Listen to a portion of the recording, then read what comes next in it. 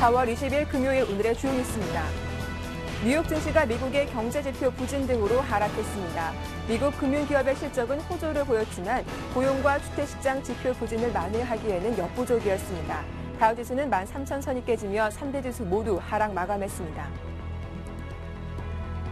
유럽 증시는 프랑스의 국가 신용 등급이 강등될 거라는 루머와 미국의 각종 지표 둔화에 대부분 하락 마감했습니다.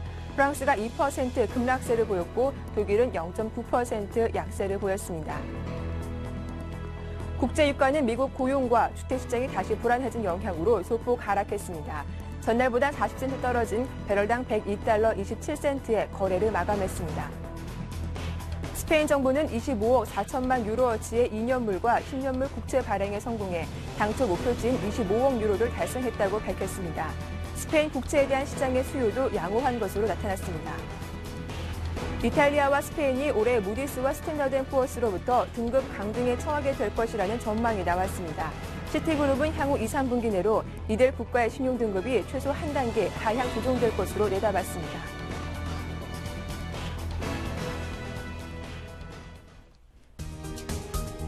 안녕하세요. 굿모닝 대박 예감 박미라입니다. 4월 20일 금요일 시간이 돌아왔습니다. 오늘은 봄비가 내려서 배꼽이 기름진다는 절기상 구구입니다. 우리 속담 중에 이 절기 구구에 비가 내리면 풍년이 든다는 말이 있는데요.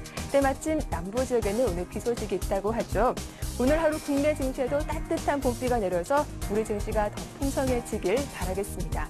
자, 반가운 봄비라면 일단 글로벌 증시의 불안감을 안정시킬 수 있는 재료가 나와야 할 텐데요. 우리 시간으로 오늘부터 워싱턴에서는 G20 재무장관 회담이 열리기도 합니다. 이 국제통화기금의 재정 확충을 논의하는 그 자리가 될 텐데 과연 각국이 얼마나 내놓을지가 관심입니다. 자, G20 재무장관 회담을 앞두고 간밤 뉴욕 증시는 이틀째 약세를 보였는데요. 기업들의 호실적에도 불구하고 지표 부진이 발목을 잡았다고 합니다. 어떤 재료들이 있었는지 글로벌 핫 이슈로 정리해보겠습니다.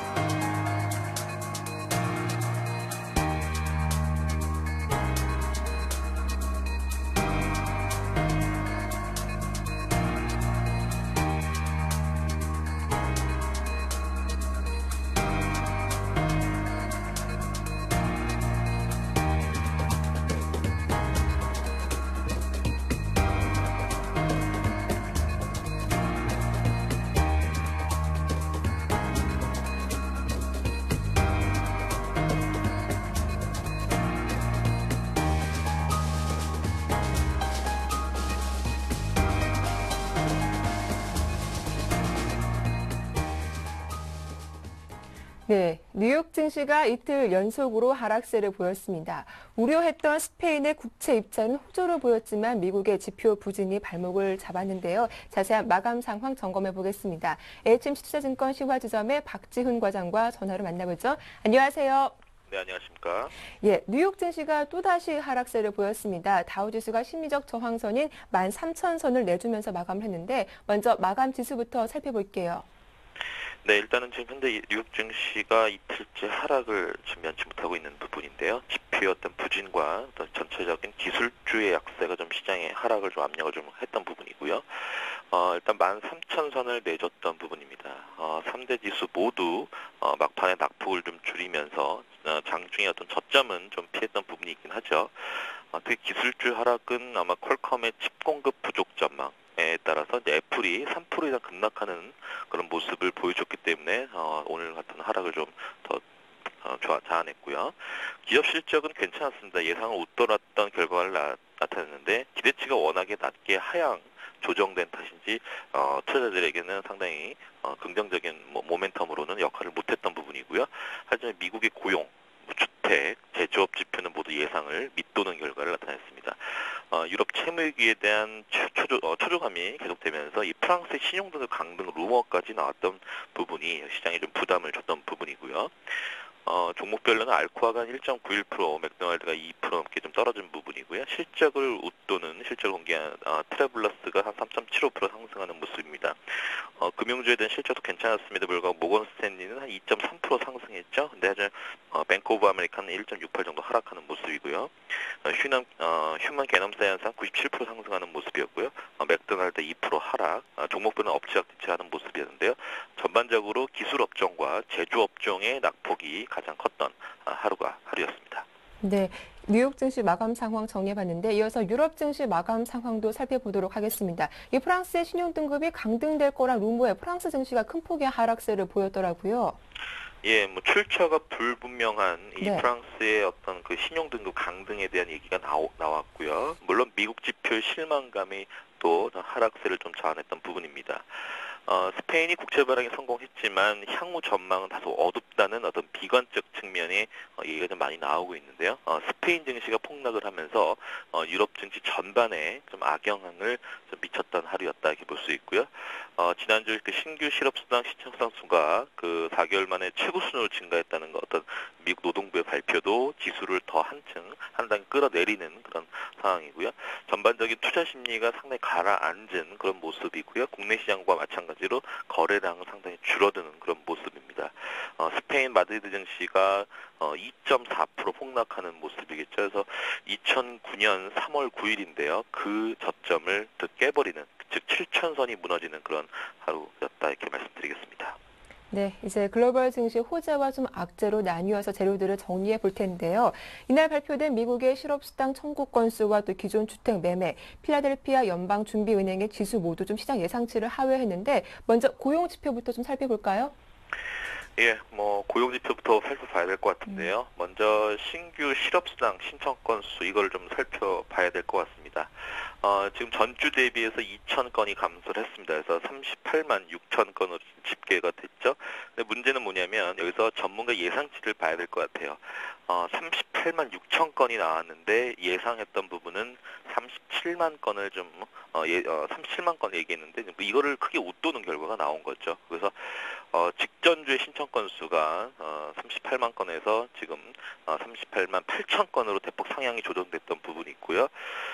일단 뭐 정상적인 경우보다는 크다. 이제 원인 분석이 좀 필요한 부분인데 전반적으로 이렇게 이해하시면 될 것 같아요. 고용 시장의 회복이 사람들의 어떤 기대만큼 크진 않다. 그래서 물론 여전히 회복 궤도에는 좀 오르고 있다라는 그런 판단이 가장 크긴 하겠지만 각 위클리별로 각 주간별로 나오는 결과에 대해서는 시장이 상당히 민감하게 받아들이고 있다는 거죠. 그래서 주식시장처럼 엎치락뒤치락하는 이런 파동적인 흐름이 나올 수 있음에도 불구하고 각 숫자로 절대적인 수치로 나오는 이 민감한 시장 컨센서스보다 조금이나마 예상을 빗나가는 결과가 나오면 시장에 악재로 좀 영향을 미치는 부분이고요. 하지만 전반적으로 이코노미스트들 미국 시장에서 코멘트를 보면 크게 민감할 상황은 아니다. 오히려 회복하는 그런 국면에 있다라고 코멘트를 하고 있는 부분입니다. 예, 이어서 미국의 지난달 기존 주택 판매가 예상보다 부진한 모습을 보여주기도 했는데 좀 부동산 경기가 살아났는데 시간이 더 걸릴 것으로 좀 보이는 건가요? 지금 지난달 미국의 그 기존 주택 매매 건수가 4개월 만에 처음으로 지금 감소세로 돌아서는 그런 모습이겠죠. 그러다 보니까 이 주택시장, 믿었던 주택시장에서 회복세가 주춤한 것이 아니냐, 오히려 꺾이는 것은 아니냐라는 상당히 우려 깊은 얘기가 많이 나오고 있는데요. 그러면서 부동산 회복에 대한 정책, 그러면서 지금 꺾이는 부분에 대한 얘기가 많이 나오고 있는데요. 지금 3월 기존 주택 판매가 2.6%가 감소를 했죠. 이 부분도 같은 맥락입니다. 예상치보다 큰 폭의 하회를 했다라는 부분. 그다음에 재고 물량은 좀 감소하면서 이 판매 가격도 좀 큰 폭이 좀 반등이 나왔던 부분이긴 한데요. 지금 숫자적으로 보면 448만 건으로 집계가 됩니다. 기존 주택 매매 건수가요. 그러니까 0.4%가 증가를 했어요. 그러니까 461만 건을 예상했는데 지금 448만 건으로 집계가 됐던 부분이죠. 그러니까 3월 매매 건수가 감소에도 불구하고 올해 들어서 지금 3개월간 기존 주택 매매 건수가 2007년 이후 가장 많은 거예요. 그리고 3월 매매 건수는 지난 3월에 비해서는 5.2% 많은 거죠. 그러니까 미국 시장은 2005년이 주택시장이 가장 호황이었는데 그때 당시가 한 710만 건 정도를 기록했거든요. 그러니까 2008년에는 1995년 이후 최소인 410만 건으로 감소됐던 부분이죠. 그러니까 과거를 회상을 해보면 여전히 아직도 못 미치는 부분이지만 그래도 올해 월별로 따지면 그래도 회복하는 그런 국면인데 다소 발표됐던 월별 이번 3월 부분은 다소 좀 주춤했던 부분이긴 한데 역시 같은 맥락입니다. 그 고용했던 부분과 역시 주택 건수도 역시 회복 국면에 있기 때문에 역시 이거에 대한 민감한 그런 코멘트는 좀 자제하고 있는 분위기로 좀 전개가 되고 있습니다. 네, 주택 지표도 그렇고 제조업 지표도 좀 부진한 모습이었습니다. 4월 필라델피아 지역의 제조업 경기가 예상치 12를 크게 밑돈 것으로 발표가 됐는데 이렇게 좀 하락세를 보인 이유가 무엇 때문인가요? 예, 이 부분은 그러니까 제조업 지수가 4월 필라델피아 제조업 지수가 8.5가 나온 거죠. 그러니까 네. 전달에 12.5예요. 그러니까 12.5에 비해서 하락을 한 부분이고요.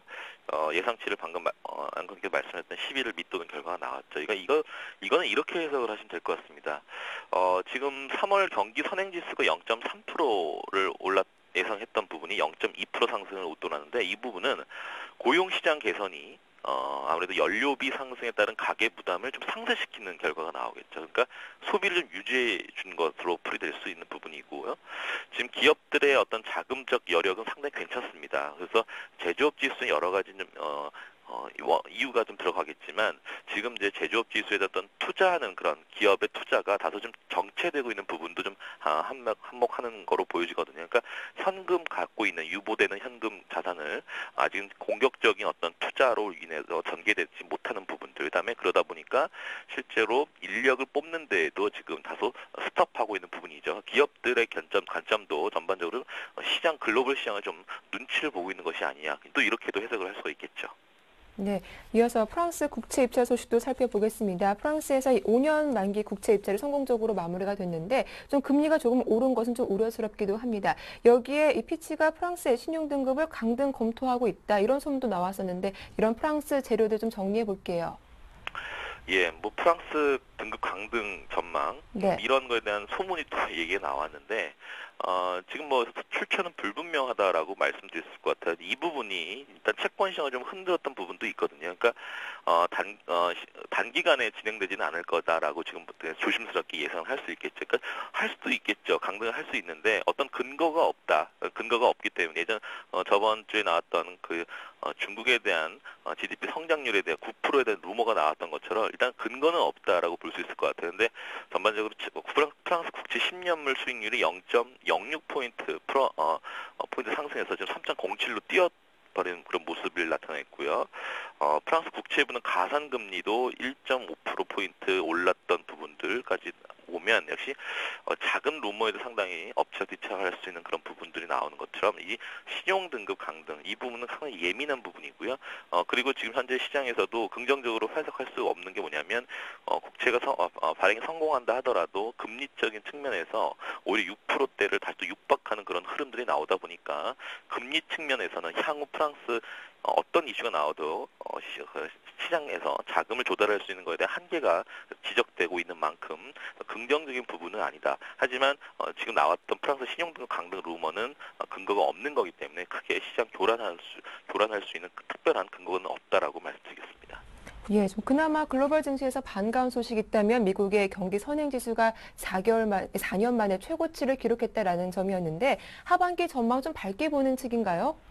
예, 아무래도 선행지수 말 그대로 주식을 움직이게 할 수 있는 주가 지수를 움직이게 할 수 있는 경기 선행지수 개념이 상당히 긍정적으로 나온 거는 안도의 한숨을 쉬어도 될 것 같아요. 그래서 0.3% 정도 상승했다고 발표를 했는데 방금 말씀하신 것처럼 이 95.7 지난 2008년 6월입니다. 그때 이후 지금 3년 10개월 만에 가장 높은 수준으로 지금 결과치가 나오고 있겠죠. 물론 기대에는 아직 못 미칩니다만은 그래도 올 상반기 1분기, 2분기까지는 그래도 경기 회복세가 지속된다라고 지금 예상을 할 수 있고요. 이 부분 경기 선행지수라고 하는 건요.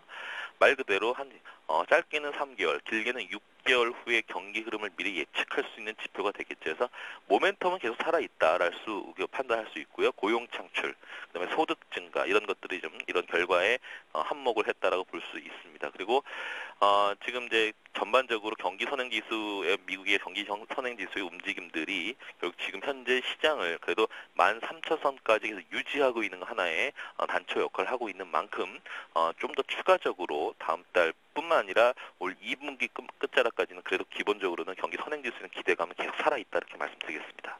네, 스페인이 시장의 우려를 낳았던 2년 만기 그리고 10년 만기 국채 입찰도 성공적으로 마무리 지었습니다. 스페인의 의구심 조금 약화될 것으로 볼 수 있을까요? 이 부분은 사실 좀 상당히 예민한 부분이죠. 그러니까 결국에는 입찰을 성공적으로 마무리했다라는 부분이 결국 시장에서의 해석론적 측면에서 우리가 살펴봐야 될 것 같거든요. 지금 2년 만기, 10년 만기 국채를 각각 11억 1,600만 유로, 그다음에 14억 2,500만 유로를 발행해서 총 20억 4천만 유로를 했는데, 그러니까 목표는 25억 유로를 뛰어넘은 부분이겠죠. 그러니까 수요는 있다라는 거예요. 국채를 받아가려는 수요. 근데 문제가 뭐냐면 시장에서 왜 걱정을 하냐면 그 수요의 대상이 누구냐면 각 나라, 스페인의 은행입니다. 그러니까 그 은행은 돈을 어디서 났냐? 바로 대출을 끌어와서 결국 돈을 투입한 것이다. 근데 문제는 뭐냐면 향후 이런 리스크들이 계속 스케줄에 나왔을 때 또 소화를 할 수 있는지 이거는 사실은 좀 미지수라는 거죠. 그러니까 입찰은 대체적으로 성공적이었다. 응찰 비율도 높다. 근데 문제는 뭐냐면 낙찰 금리가 상승했다. 이거는 아주 지금 긍정적으로 안도의 한숨을 쉴 수 있는 그런 상황이 아니라는 거죠. 지금 유통시장에서 보시면 10년 만기 국채 금리가 지금 5.84를 기록하고 있는 부분이죠. 그러니까 거의 지금 6%에 육박하고 있는 모습이고 6%를 넘어서는 그런 구간 왔을 때는 자, 그 다음 스케줄에 대해서 이제 걱정할 때가 있는 거죠. 그래서 가장 이제 얘기가 많이 나오는 것이 스페인의 시장 자금 조달에 대한 의구심. 이게 가장 크다라는 거죠. 그래서 다소 이 부분은 좀 더 우리 각 스페인 자체가 해결할 부분은 아니기 때문에 스페인 전반적 유럽 쪽의 어떤 금융시장의 안정이 필요한 그런 구간이다 말씀드리겠습니다. 네, 결국 스페인 자국 은행들의 위험도 높아질 수 있기 때문에 안심할 수만은 없는 재료다라고 하셨습니다. 이렇게 유로존 우려는 더 불거지고 있지만 미국 은행들의 실적은 또 호실적을 기록했더라고요. 미국 은행들의 기업 실적 내용도 정리해 보겠습니다. 예, 뱅크 오브 아메리카 예상 웃도는 실적을 발표했지만 주가는 오히려 1.6% 하락을 했고요. 전반적으로 캐피탈 시장에서는 실적이 호조를 보이고 있지만 소비자 뱅킹 부분에서의 실적은 감소하고 있는 부분이거든요. 그러다 보니까 순익 자체도 채권 가치 평가에 따라서 크게 감소하고 있는 부분이다라고 말씀드릴 수 있고, 오히려 BOA 최고 CEO의 코멘트에 의하면 결국 모기지 사업에서 바닥에 도달했기 때문에 반등 태세는 갖췄다. 그리고 모건 스테인도 실적이 오히려 예상을 상당히 크게 올돌았죠. 그래서 2.2% 넘게 급등했던 부분이 있는데 이제 미국 쪽의 은행권들의 어떤 대표들의 마인드는 이겁니다. 교집합인데 이제 올바른 길에 접어들었다라고 코멘트를 하고 있어요. 그 말은 뭐냐면 지금 실적 좋았지만 올해 내내 좋을 것이다라는 것에 대한 반증이거든요. 그래서 전반적으로 금융주의 실적은 괜찮게 나타내고 있고 기타 IT주들이라든지 소비주들의 실적도 괜찮거든요. 근데 여기 실적에 대한 이 모멘텀들을 하나씩 나오는 지표들이 좀 억누르고 있는 부분이기 때문에 역시 지금 최고의 어닝시도 상승 못하는 이유는 아무래도 그런 부분이 가장 크게 역할을 했다라고 말씀드리겠습니다. 네, 이어서 상품 시장 마감 상황도 정리해 볼 텐데요. 국제 유가는 미국의 경기 지표가 좀 부진한 영향에 소폭 하락세를 보였습니다. 어떻게 마감됐습니까? 예, 국제유가는 역시 미국 경제 지표 부진 등의 영향으로 소폭 하락하는 모습을 나타냈고요. 금값은 아무래도 프랑스 신용등 강등 루머가 제일 컸던 영향이 큽니다. 그래서 상승했던 부분인데요.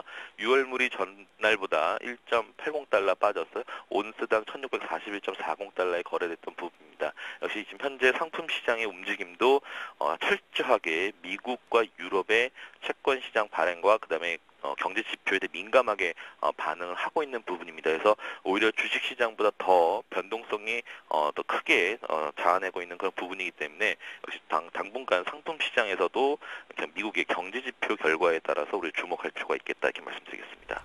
예, 끝으로 오늘 밤 발표되는 기업들의 실적 내용도 전해주시죠. 예, 금일 발표되는 실적들은요, 제너럴 일렉트릭 결과가 나올 건데요. 역시 이전에는 0.31인데 역시 이번 분도 예상보다 좀 높게 나올 전망이다라고 볼 수 있고요. 허니웰도 실적 발표가 있고요. 맥도날드도요. 예상보다 실적이 좋게 나올 거로 예상하기 때문에 금일에 나오는 기업 실적의 결과도 역시 어닝 시즌의 상승 모드를 좀 이어갈 전망으로 말씀드리겠습니다. 네, 말씀 잘 들었습니다. 지금까지 HMC 투자증권 시화지점의 박지훈 과장과 함께했습니다. 도움 말씀 고맙습니다. 네, 감사합니다.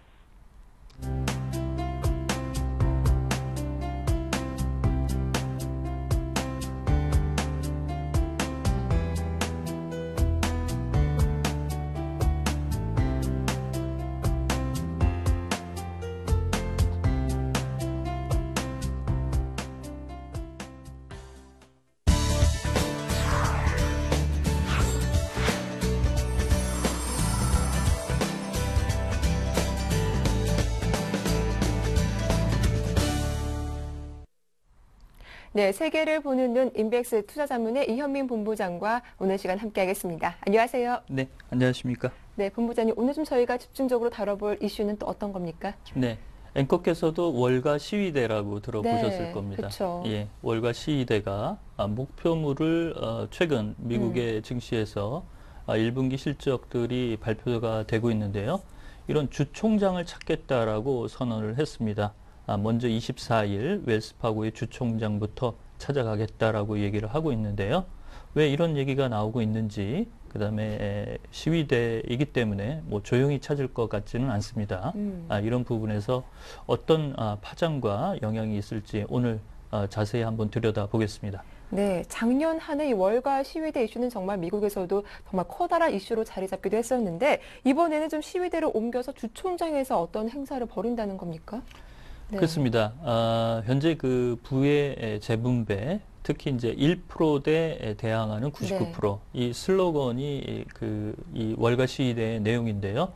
뭐 주총장을 찾겠다라는 부분은 실적 시즌 맞아서 이런 부분에서 이른바 금융기관의 현재 막대한 보수, 최고 경영층의 막대한 보수 문제 이런 부분을 적극적으로 개진하겠다라는 측면이 현재 가미된 것으로 보입니다. 현재 시위대가 얘기하고 있는 것은 24일 웰스파고를 필두로 해서 뱅크 오브 아메리카나 모간 스탠리, 제너럴 일렉트릭과 월마트, IT 업체인 버라이전과 셀리 메이 이런 기업들까지도 현재 주총장을 찾겠다라고 얘기를 하고 있는데요.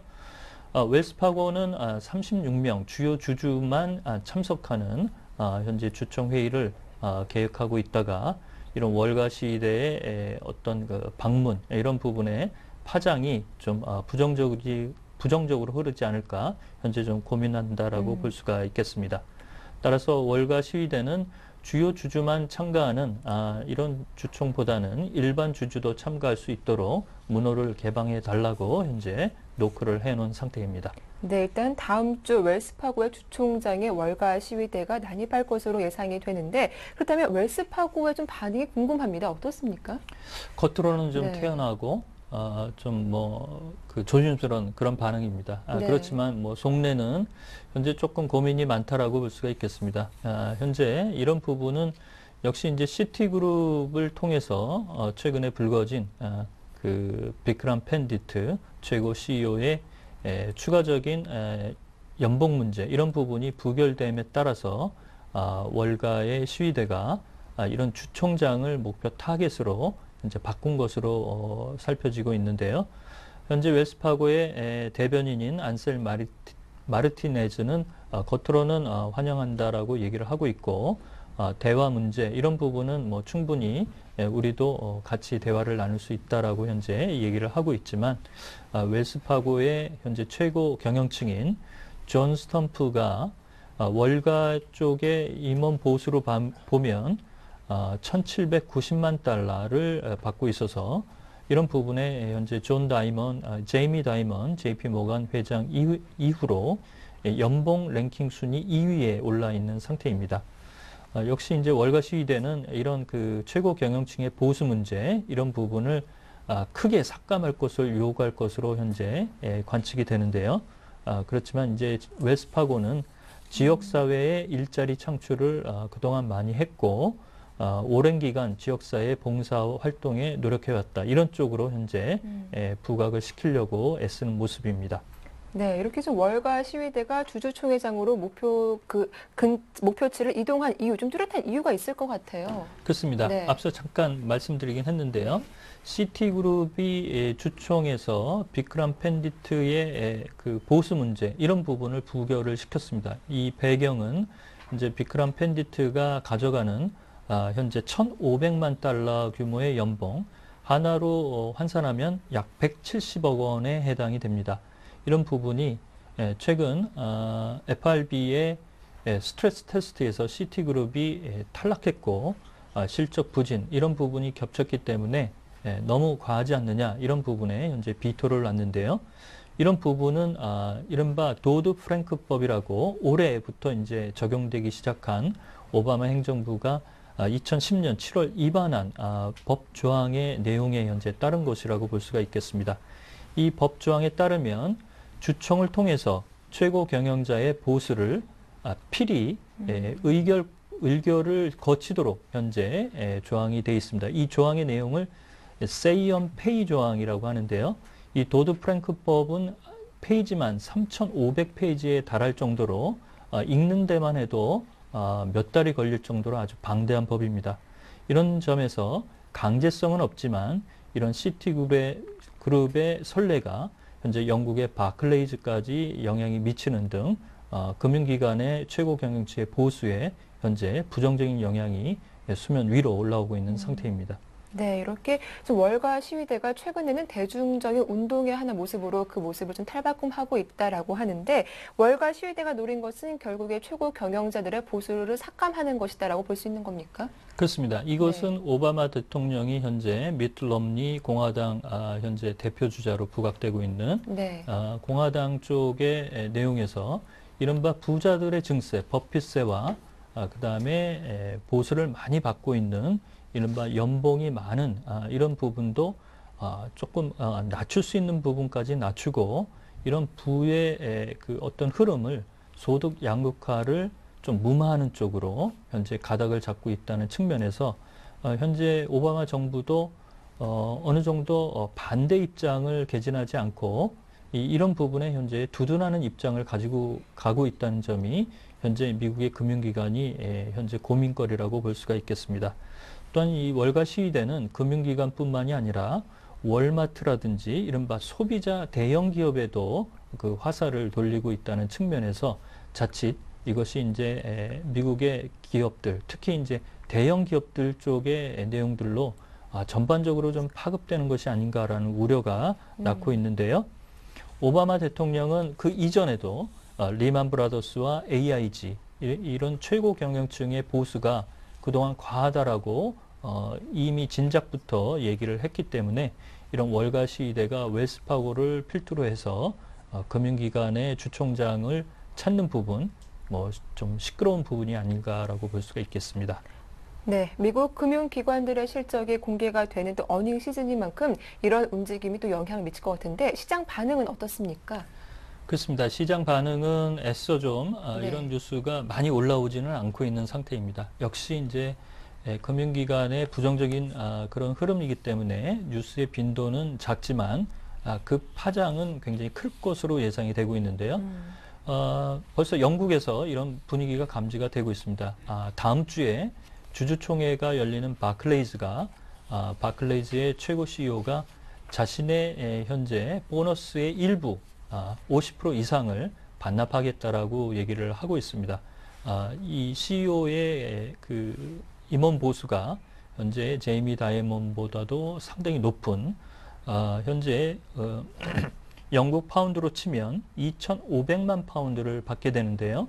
원화로 환산하면 456억 원의 연봉입니다. 이런 부분으로서 영국이 현재 굉장히 반대 입장을 현재 표명하고 있고 또한 이런 부분이 이제 국내 쪽에도 영향을 조금 미치지 않을까 촉각을 좀 곤두세우고 있다라고 볼 수가 있겠습니다. 따라서 이런 흐름으로 본다면 도드 프랭크법의 안착 여부 이런 부분은 최고 경영자의 보수 문제 이런 부분에서 현재 그 실효성이 드러나는 그런 흐름이라고 볼 수가 있겠습니다. 네, 다시 부각되고 있는 월가 시위대 움직임을 오늘 세계를 보는 눈 시간에 좀 자세하게 다뤄봤습니다. 지금까지 인백스 투자자문의 이현민 본부장과 함께했습니다. 도움 말씀 고맙습니다.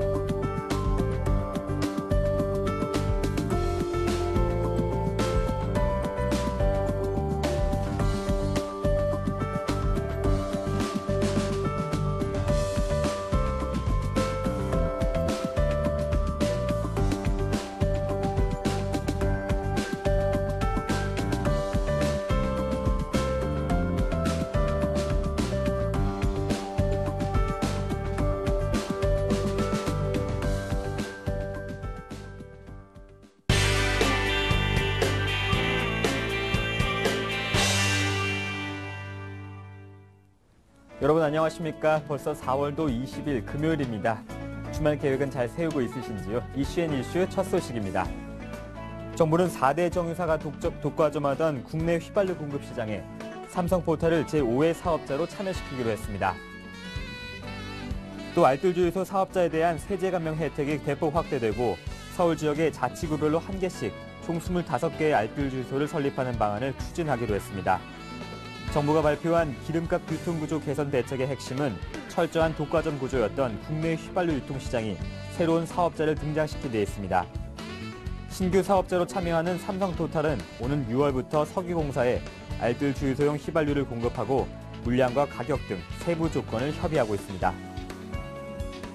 한국은행은 우리나라의 경제 위험 요인을 분석한 금융안전보고서를 발표했습니다.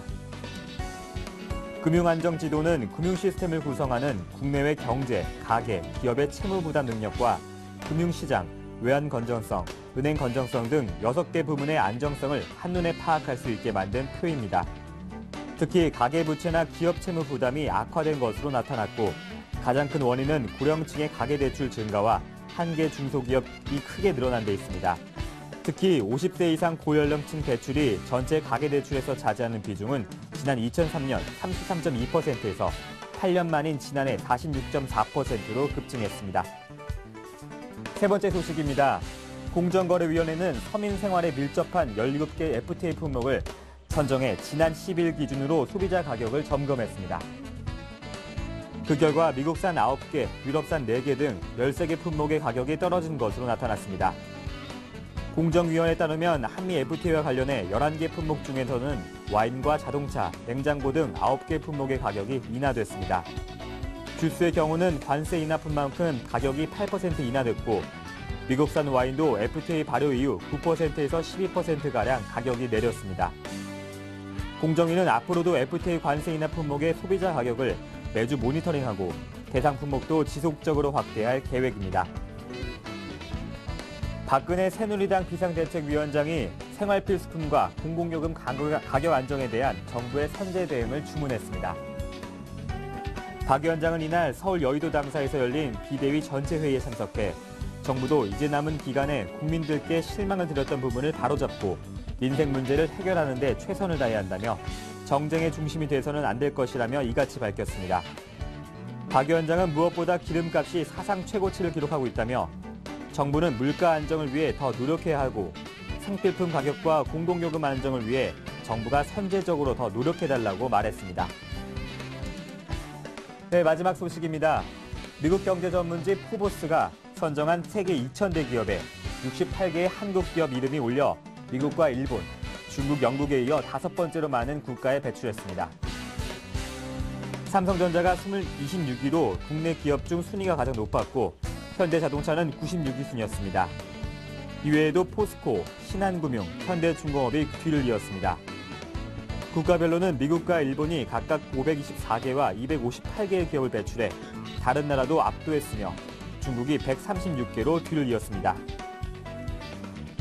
네, 주말에 벚꽃 구경도 하시면서 따뜻한 주말 보내시길 바라겠습니다. 네, 국내 주요 뉴스 살펴봐 드렸는데 이번 시간에는 정부가 발표한 석유값 안정화 대책과 또 한국은행의 금융안정 보고서에 대한 내용 집중적으로 다뤄보겠습니다. 서울경제신문 증권부의 김종선 기자와 함께합니다. 안녕하세요. 안녕하세요. 네, 정부가 발표한 석유값 안정화 정책에 따르면 삼성토탈이 오는 6월부터 5번째 휘발유 공급 업체로 참여하게 되는데요. 시장에 어떤 영향을 주게 될까요? 네, 삼성토탈의 참여로 국내 정유 시장이 기존 SK에너지, GS칼텍스, S오일, 현대오일뱅크 등 4개사 구도에서 5개사 구도로 늘어나게 되는데요. 이는 1997년 이후 15년 만입니다. 정부가 삼성토탈을 알뜰 주유소 공급업체로 새로 포함시킨 것은 그동안 과점체제로 유지되어 오던 국내 휘발유 유통구조를 경쟁체제로 전환하기 위함인데요. 삼성토탈은 6월부터 석유공사에 알뜰 주유소용 휘발유를 공급할 예정입니다. 그러나 실제 기름값 인하 효과가 나타날지는 미지수라는 평가입니다. 석유화학 제품 생산 과정에서 발생하는 부산물로 휘발유가 얻어지는 업종의 특성상 삼성토탈의 생산량이 기존 정유사에 비해 극히 미미하기 때문인데요. 실제로 정유 4사의 일일 휘발유 생산량이 모두 37만 배럴인 반면 삼성토탈은 3천 배럴에 불과합니다. 이는 전체 정유업계 생산량의 1%에도 못 미치는 수치인데요. 정부는 삼성토탈의 신규 진입과 함께 석유공사의 월말 현물 구매 물량 확대, 석유공사와 정유사 간 공급 가격 사후 보정 추진, 해외 석유 제품 직수입 등이 이루어지면서 알뜰 주유소 공급 가격이 현재보다 리터당 30에서 40원 정도 추가 인하될 것으로 기대하고 있습니다. 이렇게 되면 현재 인근 주유소보다 리터당 40원가량 싼 알뜰 주유소의 휘발유 판매 가격도 최대 80원까지 저렴해질 수 있다는 논리입니다. 네, 삼성토탈이 5번째 석유 공급사로 참여하면서 좀 독과점을 깨겠다는 게 정부의 정책 방침이기도 한데 이와 관련해서 공정성 위배 논란도 시장에서는 일고 있다고요? 네, 그렇습니다. 그동안 휘발유를 전량 해외로 수출해오던 삼성토탈은 기존 정유사들과 달리 원유 수입에 따른 관세 3%를 내지 않는 등 특혜 소지가 있다는 지적입니다.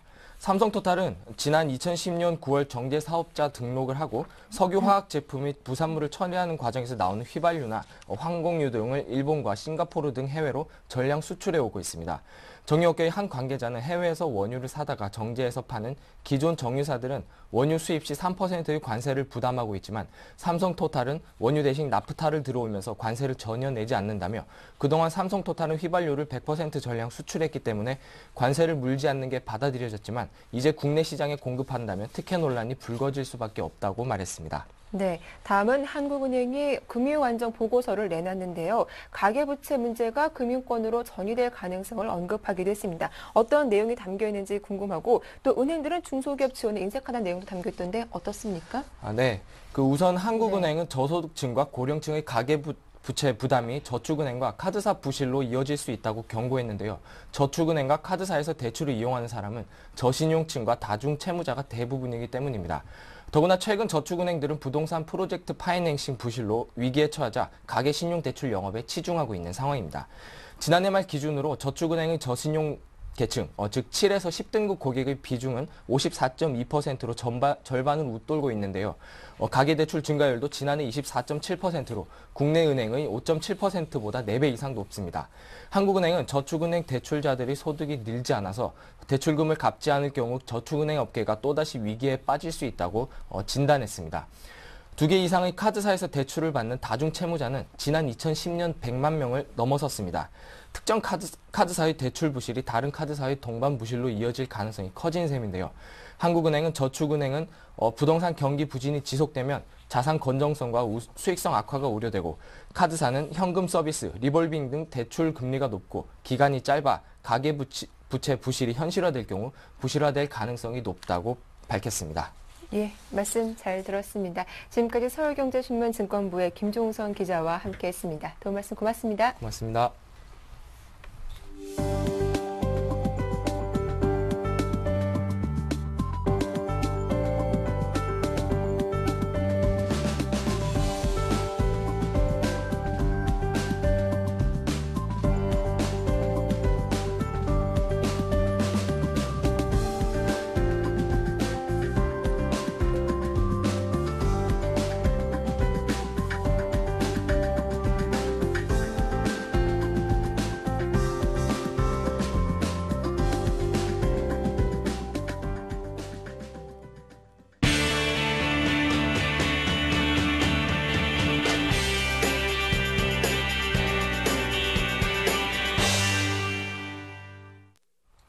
네, 이슈엔 진단 시작하겠습니다. 오늘 순서는 교보증권 상암지점의 김학현 부장과 함께합니다. 안녕하세요. 안녕하세요. 예, 어제 코스피 지수가 2,000선 결국 지켜내지 못하면서 마감을 했습니다. 계속 2,000포인트를 중심으로 보합권 내에서 등락을 거듭하다가 결국 1,999포인트대에서 거래를 마치게 됐는데 먼저 어제장 마감 상황부터 정리해 볼게요.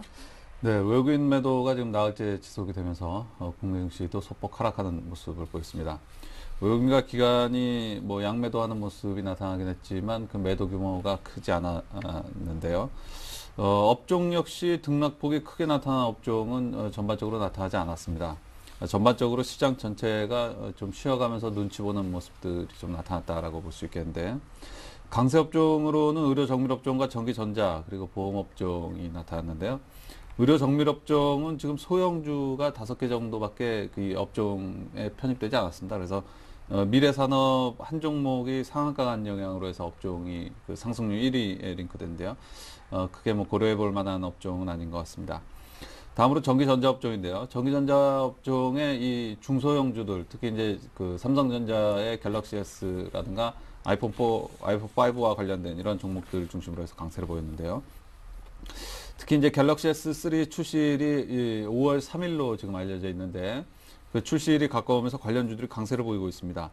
대표적인 대형주 가운데서는 삼성전기가 강세를 보이고 있고, 중소형주 가운데서는 연성 PCB 관련주들과 이 터치스크린 관련주들이 강세를 보이고 있습니다. 다음으로는 D램 고정거래가 인상 소식에 따라서 그 SK하이닉스와 삼성전자가 강세를 보이는 모습이 나타났고, 최근에 단기적으로 조정폭이 좀 깊었었던 삼성생명, 삼성전자의 뭐 단일 주주로는 최대 주주라고 볼 수 있겠습니다. 그래서 네. 삼성생명이 삼성전자가 재차 강세를 보여나가면서 테크니컬적인 반등이 좀 일어나는 모습이었습니다. 그래서 삼성생명이 보험업종에서 차지하는 비중도 상당히 높기 때문에 보험업종 전반에 큰 영향을 미쳤다라고 볼 수 있겠습니다. 다음으로 특징주 살펴보겠는데요. SKCNC가 큰 폭의 강세를 보였습니다. 자회사 SK엔카의 성장으로 1분기 실적 개선이 기대된다라는 소식이 있었는데, 단기납 폭과대의 메리트도 뭐 상당히 크게 작용을 했다라고 볼 수 있겠습니다. 한국항공우주도 2%대 강세를 보였지만 뭐 추세적인 강세가 좀 지속이 되고 있는 양상인데, 전일 시간외에서는 무려 3% 급등하는 모습이 나타났습니다. M&A에 대한 구체적인 일정이 알려지면서 시간외에서 3% 급등하는 모습들이 나타났고, 오늘 장중에도 좀 강세를 이어나갈 수 있을 것으로 이렇게 보여집니다. 다음으로 뭐 계속해서 뉴스로 보도가 됐지만 정유주들이 삼성토탈이 정유업에 진출한다는 소식으로 해서 급락하는 모습이 나타났고, 앞서 말씀드린 뭐 연성 PCB 관련주의 그 대장주격이라고 볼 수 있는 인터플렉스가 아이폰 4와 아이폰 3의 갤럭시 S3의 연성 PCB를 동시에 그 부품을 공급하는 대표적인 업체인데요. 인터플렉스가 신고가 행진을 지속을 하고 있습니다. 이상으로 해서 시장을 종합해 보면 뭐 전반적으로 이 스페인 위기와 관련해서 시장이 단기 충격을 받았다가 스페인 국채 입찰이 성공하면서 그 단기 테크니컬적인 반등이 나온 이후에 다시 좀 쉬어가는 양상을 보인 그런 하루였기 때문에 뭐 특징주나 특징적인 업종 역시 좀 부재했었던 하루였다라고 네. 볼 수 있겠습니다. 네, 어제장 특징과 함께 이슈들 정리를 해봤습니다. 최근 들어서 코스피 지수가 2,000선을 중심으로 등락을 거듭하면서 박스권 장세가 이번 한 주 동안 이어져 왔었는데, 글쎄 오늘도 간밤 글로벌 증시가 약세를 보인 탓에 추가 반등 좀 쉽지 않을까 그런 생각이 드는데, 오늘 대응 전략은 어떻게 세워볼까요? 네, 시장이 사실상 뭐 2,000포인트를 전후한 이런 그 횡보세는 한 일주일 정도가 아니라 한 2개월 이상 지금 네. 지속이 되고 있습니다. 그래서 시장은 2개월 이상 2,000포인트를 전후한 횡보세를 보이고 있지만, 그 내부적으로 살펴보면 시장은 이 지수보다는 사실 주도주를 중심으로 해서 파악해야 되는 부분들이 큰데요. 이 주도주인 삼성전자나 현대기아차를 중심으로 해서 파악해보면 급등 후에 쉬어가는 모습을 보이고 있다라고 볼 수 있겠습니다. 그래서 시장은 이미 이 좋은 업종과 안 좋은 업종이 확연하게 구별된 상태입니다. 그래서 투자자들은 낙폭과대에 초점을 맞추면서 뭐 화학이나 정유 이런 섹터에서 움직이는 것이 아니라 시장이 이미 구분해 놓은 좋은 업종, 그러니까 IT나 혹은 자동차 뭐 이런 섹터겠죠. 그래서 이런 섹터에서 트레이딩을 해나가는 것이 바람직하겠다라고 보여집니다. 네, IT와 자동차가 좋은 업종이다. 또 이쪽에 트레이딩 하는 게 좋겠다라는 의견을 주셨는데 그렇다면 좀 오늘 저희가 집중적으로 살펴볼 업종도 IT와 자동차에 해당하는 겁니까? 네, IT와 네. 자동차 쪽에서 뭐 당연히 보는 게 맞다라고 보여지고 특히 오늘은 뭐 그동안은 뭐 현대 기아차나 아니면은 뭐 삼성전자 이런 초대형주로 해서만 그 관심이 집중되는데 네. 오늘은 상대적으로 중형주라고 볼 수 있는 현대 위아에 대해서 한번 알아보도록 하겠습니다. 종목을 좀 집중적으로 오늘 알아보겠는데요. 네. 현대 위아 같은 경우는 세계 45위에 링크되어 있는 그 자동차 부품 업체입니다. 사업 부분은 자동차 부분과 이 기계 부분으로 나눌 수 있는데 자동차는 그동안 자동차 모듈 중심, 수익성이 낮은 모듈 중심에서 2010년을 기점으로 해서 엔진 사업 부분을 현대 기아차로부터 본격적으로 수주를 지금 받고 있으면서 그 성장 동력으로 그 작용을 하고 있는 상황입니다. 기계 사업 역시 그 현대차 그룹의 수주 물량을 급격하게 확대시키면서 수익성 개선이 일어나고 있는 상황인데요. 현대차 그룹의 기계 부분 발주는 지금 추정되고 있는 바로는 연간 4조 원이 그 넘거나 4조 원을 약간 하회하는 그러한 수준입니다. 근데 이중 현대위아의 수주 물량은 지금 10%도 채 되지 않습니다. 그러면은 상당히 낮다라고 보기보다는 향후에 성장할 여력이 상당히 높다라고 보는 것이 더 맞다고 이렇게 보여지는데요. 여기에 뭐 구조적인 성장, 현대차 그룹 내에서의 어떤 구조적인 성장 측면도 상당히 크게 부각될 수 있는데 2010년까지 현대차 그룹의 구조적인 성장의 핵심사로 현대모비스를 든다면 2010년부터는 그 엔진 사업 부분을 담당하면서 그룹 내 구조적 성장사의 그 핵심사로 지금 부각되고 있는 상태가 아닌가라고 판단이 됩니다. 이 현대위아의 손자 회사 중에 하나가 이 현대위스코를 들 수 있는데요. 네. 이 현대위스코 같은 경우는 정의선 부회장의 지분이 무려 57.9%입니다. 그러면 어쨌든 그룹 내 정의선 부회장이 최대 주주로 있는 유일한 부품 업체거든요. 그래서 어쨌든 손자 회사의 성장이 그 기대되는 상황이기 때문에 손자 회사의 성장으로 인한 현대위아의 동반 성장 역시 기대되고 있는 상황이고 그동안 현대위아의 단점으로 인식된 뭐 낮은 영업이익률 뭐 이러한 부분들 그룹 내 낮은 수주율 뭐 이러한 부분들은 그 오히려 긍정적인 면으로 앞으로 성장할 여력이 높다라는 네. 측면을 긍정적으로 바라볼 수 있겠습니다. 그래서 2012년 ROE 성장률이 약 40%를 상회할 것으로 전망이 되는데요. 자동차 중대형주 중에서는 거의 독보적인 그 성장세를 기록할 것으로 전망이 되는 상태입니다. 마지막으로 차트 간단히 살펴보겠는데요. 지금 일간 차트를 보고 계신데요. 지난 7, 8월 달, 7월이죠. 7월 달에 18만 원 근처의 고점을 찍고, 하향 추세대를 계속해서 그 뭐 시장과 함께 좀 보여왔는데, 최근에 2거래일 전에 이 하향 추세대를 돌파하는 모습이 나타났습니다. 그래서, 그 블록딜 이후에 기간 매수도 굉장히 커지는, 확대되는 모습이죠. 그래서, 네. 이러한 모습들은 여타 자동차 부품사와 확실히 차별화되는 모습이다라고 좀 보여지는데요. 단기 투자자는 리스크 관리가를 14만 원 5천 원 설정하면서 목표가는 17만 원, 중장기 투자자는 21만 원까지 뭐 설정해 보도록 하겠습니다. 네, 오늘 자동차 업종 중에서 수익성 확대가 기대되는 현대위아에 대한 투자 의견 잘 들어봤습니다. 지금까지 이슈앤 진단 교보증권 상암지점의 김학현 부장과 함께했습니다. 수고 많으셨습니다. 감사합니다. 네, 굿모닝 대박 예감 1부 순서는 여기서 마치겠습니다. 저희는 잠시 후 2부로 다시 인사드릴게요. 고맙습니다.